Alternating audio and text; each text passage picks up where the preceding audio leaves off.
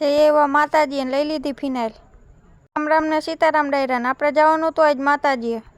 તો અંદરથી કેટલા દિવસથી ઈચ્છા થતી હતી કે આપણે માતાજીએ જઈ આવી, તો આપણે આવી ગયા છીએ માતાજીના મંદિરે. પહેલાં તો આપણે હે ને બધે મંદિરે ને બધે તાળા ખોલવા પડે, કેમ કે ચોરીઓ બહુ થઈ છે ને આજકાલ, એટલે માતાજીને મંદિરને નથી મૂકતા. પહેલાં તો આવતા વેતા છે ને આપણે શ્રીફળના છોતલા કાઢી નાખ્યા, એ પાછા 180ની સ્પીડમાં ફટાફટ. હવે તો શ્રીફળ ફોડવાનો વારો ને શ્રીફળ ફોટ્યું આપણા નસીબથી ઊભું. આનું પાણી મને તો બહુ ભાવે, એટલે આપણે ગ્લાસમાં જ કાઢીએ. નાળિયેર નીકળ્યું હતું લીલું, એટલે ઓમ નહોતું ફૂટતું, એટલે ઓનાથી જ કાઢી નાખ્યું. એનું નામ મને નથી આવડતું. હવે ઘરે ભલે ન કરતા હોય પણ મંદિરે આવીને તો કરવું જ પડે ભાઈ. અહીંયા સાફ સૂફ જોઈ બધું.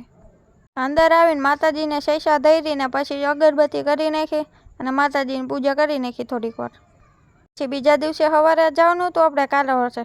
માફ કરજો બેકગ્રાઉન્ડમાં થોડોક અવાજ ઓલો આવતો હોય ને, તો કેમ કે બધી સાઈડ પ્રસંગ છે. તો અહીંયા જો આ રોડમાં કોકે ધૂળ નાખી, ભગવાન એનું સારું કરે. એમાંય જો રસ્તામાં જતા જતા ધોરા ગધેડા જોવા જડી ગયા. ફાઇનલી કાલાવડ પહોંચી ગયા, અને કાલાવડ પહોંચીને જોઈ લ્યો પહેલું કામ કરી નાખ્યું સિમેન્ટ લેવાનું, કેમ કે ઘરે થોડુંક કામકાજ કરવાનું હતું, એટલે સિમેન્ટ ઘટવાનો હતો. એટલે પછી આવી ગયા આપણે ચેવડાનો માલ લેવા. જો ને કેટલો મોટો જબલો ભરીને દીધો હે. પછી પગનું તરિયું ન ગહાઈ દે એટલે એના માટે ચંપલ લેવાના હતા. આવી ગયા ચંપલ લેવા. ભાઈને કીધું તમારી દુકાનમાં જેટલી આ વાટિકા શેમ્પૂ ને કોથળી ને બધી આપી દો. જો બધી લઈ લીધી હો. હાલો જો આ વાળ છેલ્લી વાર જોઈ લ્યો. આ ભીસરા જેવા વાળને કપાવવાના હાઈ થઈ ગયા હાવ આવેણી જેવા. એવી બૂંદ લાગી ને કે વાળ કપાવવાળા ભાઈએ છે ને હજી આવ્યા નહોતા ઉઠીને. એટલી રાહ જોવી પડે. આ વાળ કપીને જ જવાનું હે. કોઈને જુનાગઢ જવું હોય તો આ બસ ઊભી રાખો. આ વાહન હમણાંથી લુપ્ત થતું આવે છે. બેઠા બેઠા કાંઈક તો કરવું ને. જોઈ લ્યો આ ફાકીને ઢગલો કરી દીધો અહીંયા.